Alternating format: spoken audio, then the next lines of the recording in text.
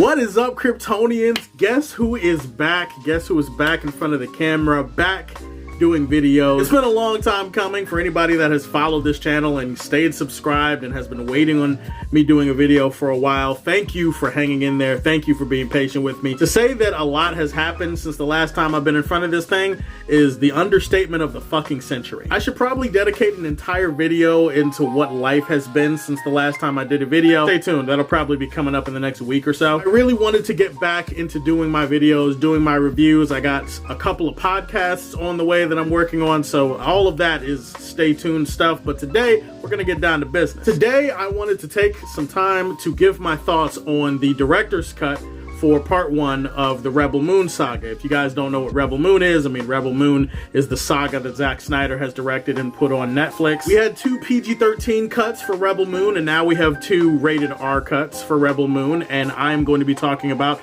the first rated R cut for part 1, which is called Chalice of Blood. If you saw part 1, then you pretty much know what the story is at this point, but this is for the uninitiated. So Rebel Moon is basically a Star Wars version of the Seven Samurai. It follows a character named Korra, played by Sofia Boutella. And in the story, she lives with these farmers on this moon, on this planet called Velt, and then they're visited by the Dreadnought of the Mother World. The Mother World is like this imperial force, this evil force that like takes from everything and owns everything. You know, you've seen Star Wars. So this movie is about how Korra goes from planet to planet to try to recruit warriors to help these farmers defend themselves in the fight against the Mother World, and all the while the Mother World is, you know, hunting them down at the same time. For the uninitiated, supers means positives, and I have a bad section of the video where I talk about the negatives, and that's called the Luthors. That's just because I'm like a huge Superman nut, and I'm like obsessed with everything Superman related, and I wanted my rating system to reflect that. Don't worry, I'll have like a number rating at the end that also will reflect my feelings on the movie. For anybody that doesn't know, I'm a huge Zack Snyder fan. Zack Snyder is one of my favorite directors of all time. I'm always looking forward and excited to what this man puts out. When it comes to the PG-13 cuts for Rebel Moon, I gotta say, I wasn't a big fan. And this is like the first time in a long time that I can say that I wasn't a fan of a Zack Snyder movie or a project. So it was kind of a culture shock for me. I was walking around on social media and I was seeing people shit all over those movies. And for the first time in like forever, I didn't have any defense. I didn't have anything that I could say in the movie's defense. All I could say was, hey, well, you know, the director's cuts, they'll probably be better. And I get it, guys. I understand that for some people are tired of director's cuts, and they're tired. They think that the initial movie should be good enough to warrant a director's cut. Like, I totally get it. But for the people that don't know, Netflix initiated this. They went to Zack. They were like, hey, we want PG-13 cuts so that we can sell it, and we can get more runtime, we can get more merchandising. In exchange, they allowed Zack to make the kind of movies that he wanted to make with the rated R cuts. So it was kind of a trade-off. It kind of sucks for the fans. I don't like the release schedule whatsoever, but having said that, it's here, it's done. The PG-13 cuts are out, the rated R cuts are out. I wasn't a fan of the PG-13 cuts, either one of them. For the director's cut of Chalice of Blood specifically, I gotta say, this thing is definitely an improvement on the PG-13 cut, as you would expect, as most of Snyder's director's cuts are improvements on the original versions. This movie just feels more like Snyder. It feels more Snyder Unleashed. It's not watered down. It's not neutered to any degree. Like, you don't feel like he's holding back. You feel like he's letting loose with everything that makes Zack Snyder what he is. And for the people that don't like Zack Snyder, yeah, that's gonna be, you know, you're gonna have issues with it. I will say that if you didn't like the PG-13 cuts of these movies, I don't think this is going to suddenly make you a big Zack Snyder fan. It's essentially the same plot as the PG-13 version, except, you know, there's more blood, there's more violence, the action scenes are a little bit longer, there's more language, there's more cussing, there's a little bit more sex. When I say a little bit more, I mean a lot of it more, because there is a sex scene involving Sofia Boutella's character. I will say the sex scene was not pointless. It had a point to it. Also, life imitates art, and art can be horny. Like that Zack respects the fact that we are human beings and we like to fuck, and sometimes it's okay to show intimacy and affection and sex on screen. Like, it's not that big a deal. Putting aside all of that stuff, which does make the cut more enjoyable, I will say I think this cut adds a little bit more depth, a tiny bit more extra layers to some of the characters in the movie. Now, here's a mild spoiler. There is a 20-minute sequence at the very beginning of the film in the director's cut that focuses on a character named Eris. If you don't know who Eris is like one of the Motherworld Imperium soldiers from the first movie who kind of turns against them and goes on the side of the farmers. We don't really get a lot of information about him whatsoever in the first movie other than he kind of maybe sort of has a crush on one of the farmer girls. In this movie, you get like an extended 20-minute sequence that serves two purposes. One, it definitely shows the brutality and the ruthlessness of the Motherworld, specifically Admiral Noble, played by Ed Skrein brilliantly in both of these movies. He is such a savage, such a monster, a despicable piece of shit, and he's not like redeemable or anything. He knows he's a piece of shit and he's very proud of it. More importantly, this sequence also serves to build Eris as a character. It really fleshes out his backstory. You understand his actions later. You understand why he feels the way he feels about the Imperium. In that regard, there's a couple of scenes that they add to this one that weren't in the PG-13 cut that I do think add and build character. There are scenes that were cut out for time where I'm just kind of like, well, if you had left this in, it may have added something to these characters. It may have fleshed out one of my biggest issues with the movie, which is that the movie did not have enough character to it. For example, there's a scene towards the end of this movie, mild spoilers, where General Titus is like defending one of the characters. I think Tarek. I think he was defending Tarek. He's defending Tarek from Kai. Kai is kind of coming at him sideways and calling him a coward based on like what he did, like how he abandoned his world to the Motherworld. General Titus like gets in his face and defends him, and I'm like, we need more scenes like this. We need more scenes of the characters interacting, of them actually having something to do, like actually having real character moments with each other. I already mentioned that the movie is bloodier and more violent. You could definitely tell in the PG-13 cut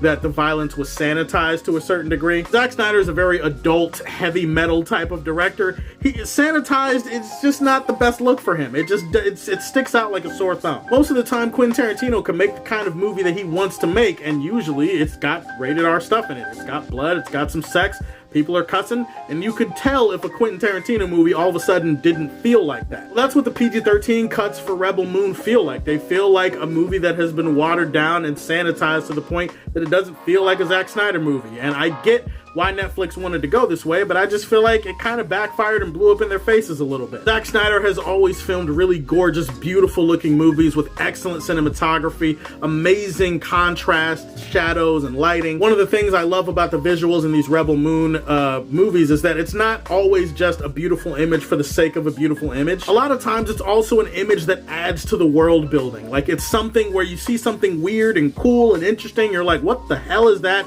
I need to know more about what that is. Mild spoiler again, but there are these huge, like, trans-dimensional beings that are powering their, like, interspace travel. I think they're called Kali or something. These beings are, like, held as slaves on these ships, and they're, like, basically the entire reason why they can hyperspace jump and stuff, and I find that whole thing fascinating. I'd also say that all of the performers are performing their jobs capably. It's a very workmanlike effort from everybody. Cora, played by Sofia Boutella. I mean, I don't know if she's that convincing as the lead for a movie like this, but she's good enough. She does enough to get by, and I think that's all that really matters here. While I do think that the director's cut is definitely an improvement over the PG-13 cut, I don't think it's enough of an improvement for me to say that I love the movie. I'm in like, maybe strong like on certain aspects of it, but I'm in definitely just in, it's okay, it's solid. That's kind of how I feel about it. It does try to address that issue that I had about character from the PG-13 cuts.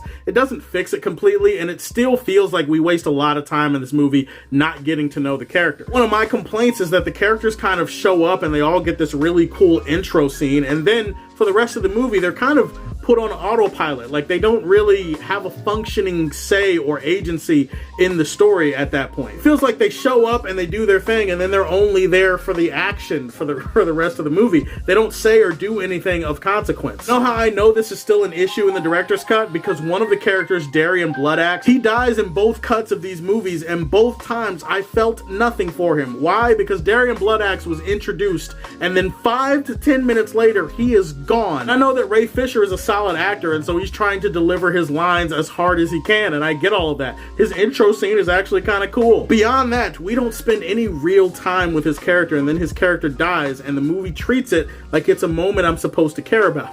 and I just don't. There's still a lot of gaps in the agency for these characters. There's still a lot of moments where I feel like they're not being felt through the story. And obviously all the other complaints are still there. If you want to complain that this movie feels like a ripoff of other sci-fi related movies that have come before, yeah, it does take that. It puts its own spin on it, but it does feel like it's borrowing heavily from other sci-fi material that we've seen in the past few decades. There's a few writing issues that pop up in regards to some of the dialogue, maybe how it was delivered, but definitely how some of it was written. I also feel like there's some writing issues in regards to the context of certain scenes where I question what was the goal, what were they going for, and why did it not feel like they stuck the landing. There's an issue I have with the first sequence of the movie that has to do with this. Unfortunately, I can't really get into it because it feels like a spoiler. If anybody asks me about it in the comment section, I'll probably do like a mini little spoiler comment thing, but it's one of those things where it pops up a couple of times in the movie. There's some examples where the writing just isn't as strong